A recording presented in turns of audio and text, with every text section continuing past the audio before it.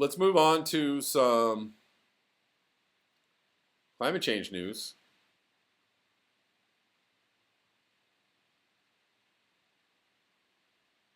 I thought this was really funny.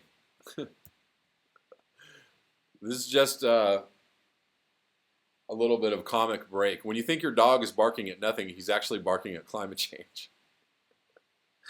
I thought that was hilarious. I hope you do too. Let's move on to Cyclone Amphan destroys thousands of homes as it lashes India and Bangladesh.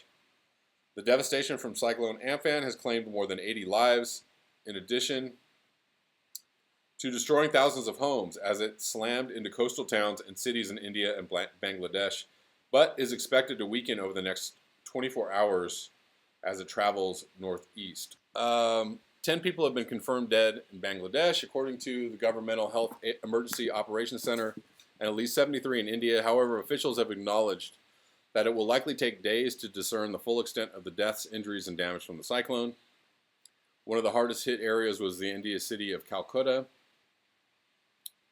home to around 15 million people. Authorities said the cyclone had killed at least 15 people there. Cyclone Amphan made landfall in India's east coast near Sagar Island in West Bengal at around 5 p.m. local time Wednesday. Evacuation efforts were significantly compromised by the COVID-19 outbreak.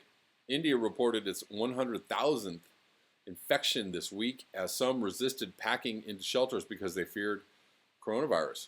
Indian officials on Wednesday estimated that around 660,000 had been evacuated. Bangladesh has greater success in that regard, evacuating approximately 2.4 million people, according to authorities. While that is going on,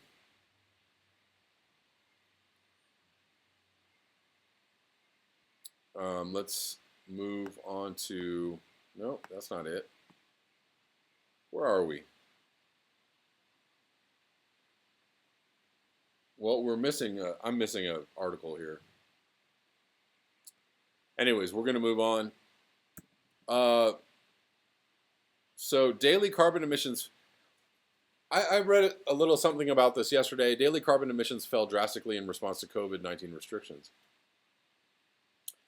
I'm a little confused by this wording though, exposing the limits of what individual action can do. 70% is a lot. It's a lot. I mean, in the grand scheme of things, it's not 2%, it's not 5%, it's not 10%, it's 17%. It's almost 20%. Exposing the limit. I mean, I guess I understand what they're trying to say, but you can't discount individual action. It's not nothing. It's a lot. That is a lot. That's a lot. And if you actually combine that with, some organizational, some structural changes, how large of a cut in carbon emissions could we see? Could we see 30% or 40%? Now we're talking about actually what people say that we need to do year over year for the next 5 or 10 years in order to get to zero emissions, right? So this is a great start. This, they're downplaying this and boo-hooing this, exposing the limits of what individual action can do. Yes. So a global lockdown didn't reduce emissions by 100%, but by 17%, that's pretty good. That's a really great start. What if we started with that and it just kept going? What if we said, hey, we'll do, we can lower emissions this year by 17%. I mean, in the realm of climate change, in the awareness of climate change, I think people would be like, hey, that's a lot. 17%, that is, more than we've lowered emissions, since World War II or whatever it was? So,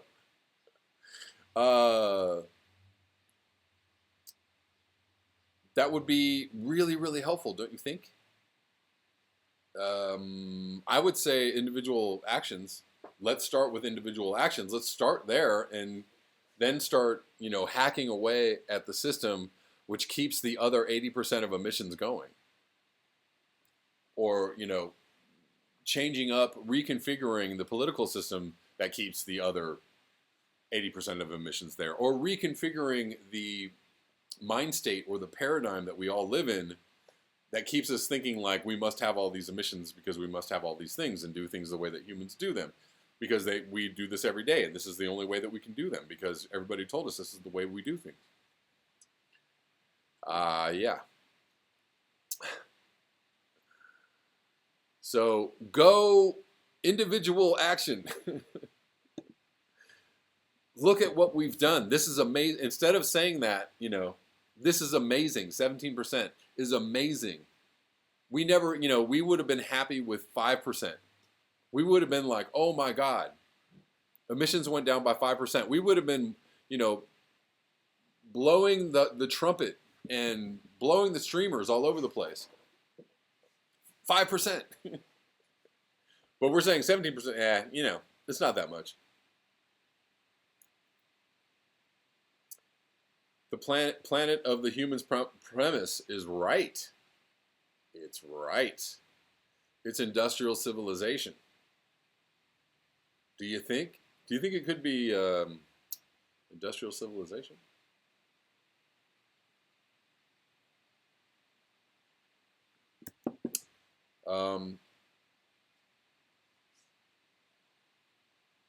Anyways, let's move on.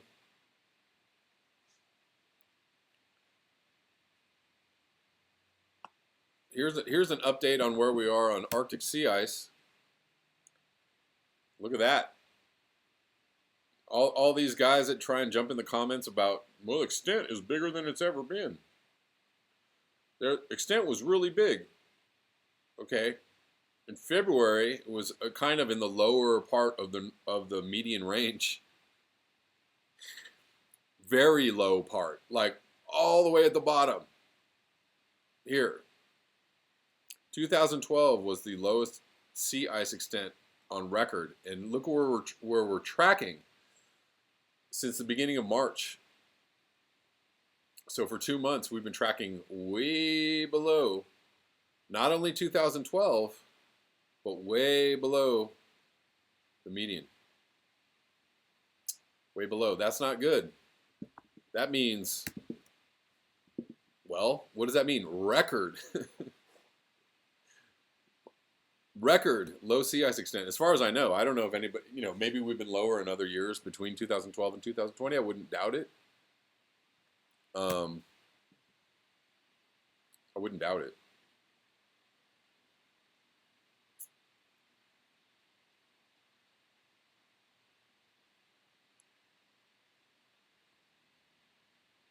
Yeah, Gene, I mean, 17%, I would be like, guys, 17%. I mean, this is amazing. If we kept going, 10% more year over year, like we know how to do 17% now, right now. We just figured it out. We just found the answer to lowering emissions by 17%. And like, what if we continue doing that year over year for the next 10 years? Do you think we could get to net zero? I think we could. I think we could. I think we could have done it.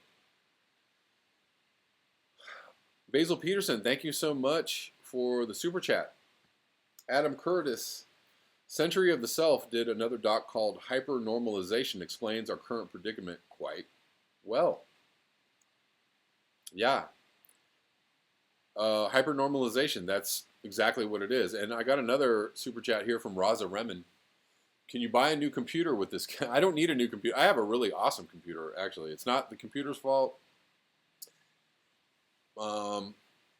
I would even say it's not even, why are my buttons not working anymore? Sorry, guys. I guess they are working.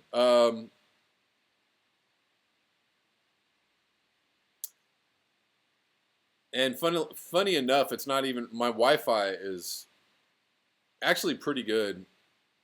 On any given day, it can be really, really good. I don't know why I'm not hitting my buttons when I should be. I apologize.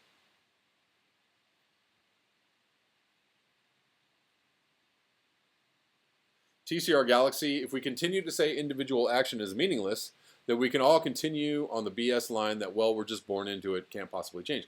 Or, we can continue to say, we need a political solution, we need structural change, which we do. But yes, saying individual action is meaningless lets everybody off the hook.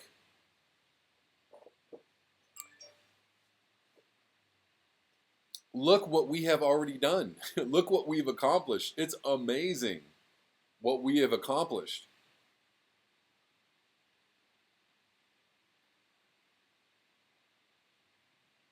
Amazing.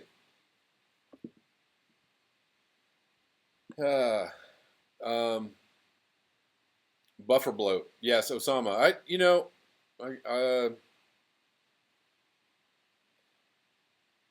I should probably talk to you about that, or figure out a solution to that.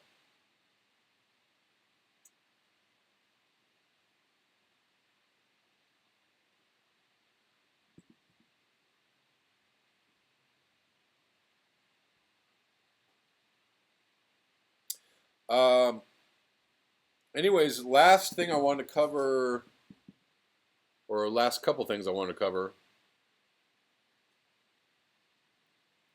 is this out of EcoWatch. This is recent. Missouri River drought was its worst in 1,200 years, study finds. So the Missouri River was in drought for the first decade of the 2000s. The nation's longest river was drier than it's been in more than 1,200 years. The culprit is, I love it. They didn't say could be or might be or may have been. They say is the climate crisis. Thank you very much for being very direct about that, according to a new study published in the Proceedings of National Academy of Sciences. Since the global temperature continues to warm, the severe droughts, I wish this would stop, like the one the upper Missouri River Basin experienced, are likely to happen again. As the Washington Post reported, rising temperatures that reduce the amount of snowpack melt in the Rocky Mountains in Montana and North Dakota caused the drop in the water level that persisted from 2000 to 2010, according to the study. In the upper Missouri River Basin, what we're really worried about is a future of snow droughts, said Erica Wise, who's very wise, an associate professor in the geography department at the University of North Carolina at Chapel Hill, and study co-author to the Washington Post. Snowpack in the Rocky Mountains, this is important, is very sensitive to warming temperatures. Snow provides the water for stream flow to the upper Missouri, and we've designed our agriculture and infrastructure around expectations that this water will be provided at a certain pace over a certain part of the year. That she said a whole lot with two sentences. A whole lot. The Missouri River runs 2,300 miles from western Montana to St. Louis, where it joins Mississippi River. It runs through North and South Dakota and past Nebraska, Iowa, Kansas, and Missouri, where it supports farming in several states and provides fresh water for dozens of municipalities. In terms of the most severe flow deficits, the driest years of the turn-of-the-century drought in the upper Missouri River Basin appeared unmatched over the last 1,200 years. Again, we have 500-year floods, 1,000-year floods, 1,200-year droughts, unprecedented extreme weather events. Over and over again, all in the last, 20 years, 10 to 20 years. Only a single event in the late 13th century rivaled the greatest deficits of this most recent event. The basin also had drought in the past decade, most notably in 2012, 2013, and 2017. So there you go. Followed up a 1,200-year drought with more droughts over the next decade, but researchers do not yet know how severe it was compared to the turn-of-the-century drought. What they do know, though, is that the severity of the drought at the beginning of the 2000s was worse than the Dust Bowl. Prolonged drought disrupts agriculture, hurts the local economy, the researchers noted. Yes.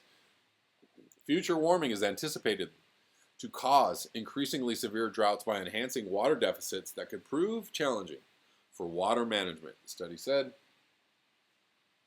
As the Washington Post reported, the researchers were surprised to find such a decreased water table in the Midwest. We don't tend to think of the upper Missouri region as being as drought threatened as a region like the Southwest United States, said Wise to the Washington Post. These findings show that the upper Missouri Basin is reflecting some of the same changes that we see elsewhere across North America.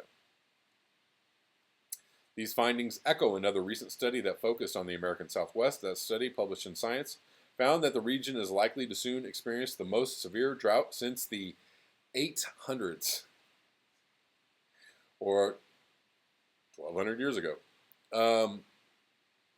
Scientists at NASA and Columbia University had thought that such severe drought would occur around 2030. Oh, but wait a minute. It happened faster. What? Faster than expected. Well, last month's study of tree rings showed that the phenomenon has already started. Youch. So, yeah, we thought this wasn't going to start or occur until 2030, but hello, we are 30 years ahead of schedule. The mega-drought era seems to be re-emerging, but for a different reason than the past mega-droughts. Of course. Because the climate is always changing. Hey guys, please remember to like, share, and subscribe. You can also support the channel at the links below. PayPal, Square, and Patreon. Also, all of my live streams are available for listening on Patreon if you happen to miss them during the day. So you can sign up for my Patreon for as little as $1. If you want to go check out the live streams, they are all there. Thanks a lot.